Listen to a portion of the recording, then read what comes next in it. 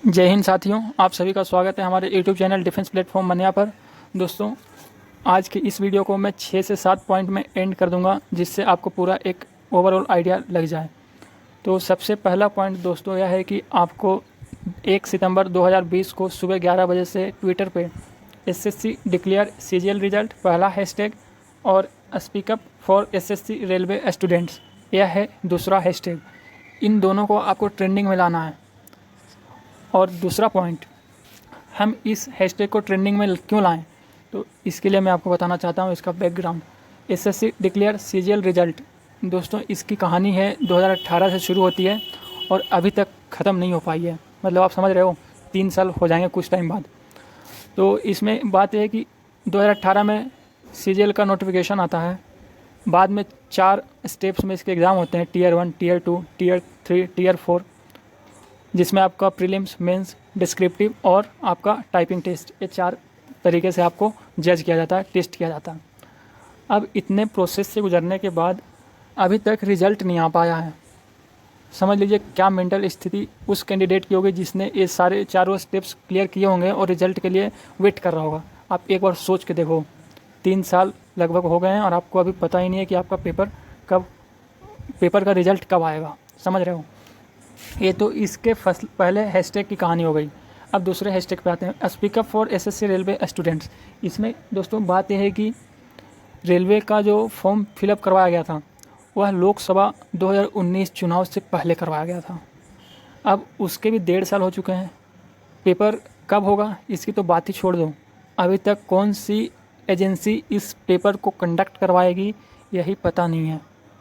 तो यह हमारे देश में जॉब देने की एक कहानी है। कितनी अच्छी कहानी है, कितनी बुरी कहानी है, आप सोच पा रहे होगे। अब तीसरे पॉइंट पे आते हैं। बहुत ही ख़राब स्थिति है भाई। अब तीसरे पॉइंट पे आता हूँ। तीसरा पॉइंट जो है दोस्तों, टीचर्स वाले। टीचर्स हमारा सहयोग क्यों कर रहे हैं, तो मैं आपको बता देना चाहता हूँ, इससे उनका एक पैसे का भी बेनिफिट नहीं है। अब ऐसा क्यों, मैं बताता हूँ।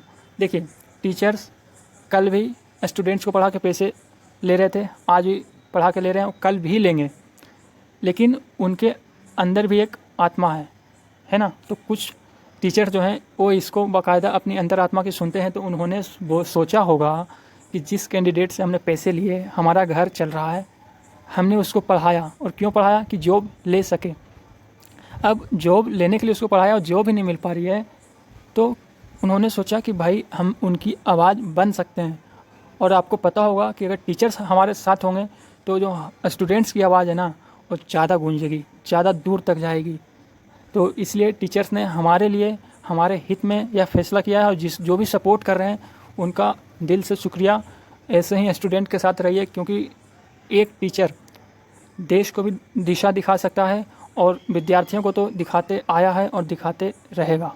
ठीक है, तो टीचर्स को बहुत बहुत शुक्रिया जो भी हमारा सहयोग कर रहे हैं। अब 4th पॉइंट पे आता हूँ कि दोस्तों, इसको सिर्फ आप एसएससी और रेलवे के लिए मत सोचो। समझ रहे हो ना, कि आप ऐसा मत सोचो कि यार मेरी तो एज नहीं है, मैं तो डिफेंस की तैयारी कर रहा हूँ, मैं उसकी तैयारी कर रहा हूँ। ऐसा मत सोचो। डिफेंस में भी जब 21 साल हो जाएंगे ना आपके, तो उसके बाद आपको एसएससी या रेलवे की तरफ ही देखना पड़ेगा। तो डिफेंस में जो तैयारी कर रहे हैं बच्चे एयरफोर्स या नेवी में, तो मैं उसको बताना चाहूँगा कि आप भी, अगर आप ट्विटर यूज़ करते हो, तो इस आंदोलन को, कैंपेन को सक्सेसफुल होने में सहयोग करो यार। आपके बड़े भाई ही हैं जो एसएससी या रेलवे की तैयारी करते हैं, तो आप ज़रूर अपना सहयोग दिखाओ और इस कैंपेन को सक्सेसफुल बनाओ। और आपको भी पता होगा नेवी और एयरफोर्स वालों का, कि आपका भी पेपर का कोई कंडीशन सही नहीं है। आपको भी कुछ नहीं पता है कि कब पेपर होने वाला है एयरफोर्स में। और नेवी का पेपर हो चुका है, उसका पीएफटी कब होगा, मेडिकल कब होगा, इसके रिगार्डिंग में कोई इन्फॉर्मेशन नहीं है। तो आपको भी सरकार को जगाना पड़ेगा, आपको भी अपनी आवाज़ बुलंद करनी होगी। तो इस आपके डिफेंस वाले भी कैंडिडेट्स ज़रूर सहयोग करें। अब आते हैं 5वें पॉइंट पे। अब दोस्तों मैं बताना चाहूँगा कि कोई भी कैंपेन को अगर सक्सेसफुल बनाना है ना, तो सिर्फ बड़े लोगों पे मत छोड़ दो, क्योंकि बड़े लोगों पे छोड़ दोगे तो हो सकता है कि वो कैंपेन सक्सेसफुल ना हो सके। आपको उसमें जनमानस, जो आम जनता है, उसको सम्मिलित करना होगा। और हमारे केस में जो जनमानस है वह कोई किसान नहीं है, किसान से मैटर रिलेटेड डायरेक्टली नहीं है, इनडायरेक्टली हो सकता है। अब मैं बताता हूँ कैसे। देखिए, एक किसान का बच्चा है जिसने एसएससी सीजीएल का पेपर दिया, उसके बहुत अच्छे मार्क्स आने वाले हैं, लेकिन उसका रिजल्ट नहीं आ रहा। तो उस बच्चे पे तो डायरेक्ट इफ़ेक्ट पड़ रहा है, लेकिन इनडायरेक्टली उसके परिवार पे भी एक गलत इफ़ेक्ट पड़ रहा है कि कब मेरा बच्चा आगे जॉब करेगा, कब हमारे परिवार में एक कमाने वाला होगा।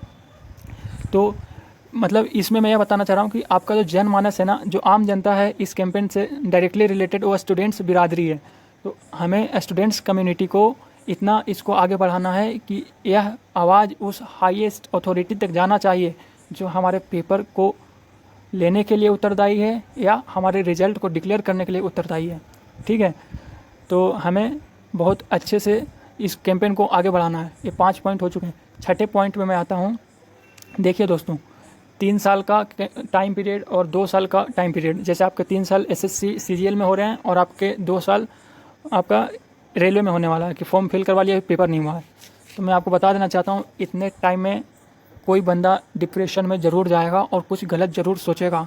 और मैंने कुछ टाइम पहले जब कोरोना वायरस स्प्रेड होना शुरू हुआ था इंडिया में, तो पहले लॉकडाउन के बाद दूसरे लॉकडाउन में एक एडिटोरियल में पढ़ा था पेपर में कि इंडिया में हो सकता है कि जितने डेथ आपके कोरोना वायरस से नहीं होंगे, उससे ज़्यादा यहाँ पे मृत्यु आपके गरीबी, भूखमरी, डिप्रेशन और भी अलग अलग चीज़ों से होंगी। तो मुझे लगता है कि यार वह बात सही थी। अब इसमें सरकार को सोचना चाहिए कि जिस कैंडिडेट ने इतनी मेहनत की है उसके लिए हम एक जॉब नहीं बना पा रहे हैं, तो आगे वह क्या करेगा? कुछ गलत कदम उठाएगा तो उसके लिए रिस्पॉन्सिबल कौन होगा? तो ये सवाल भी हैं।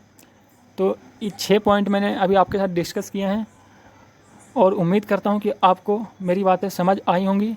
अगर मेरी बातें समझ आई हैं तो इस वीडियो को लाइक करें और शेयर करें अपने सभी दोस्तों के साथ, जिससे कि उन्हें भी मालूम चल सके कि ऐसा कुछ एक कैंपेन चल रहा है और उसको सक्सेसफुल बनाना है। और पूरा का पूरा दारोमदार आप लोगों के ऊपर ही है, हमारे ऊपर भी है।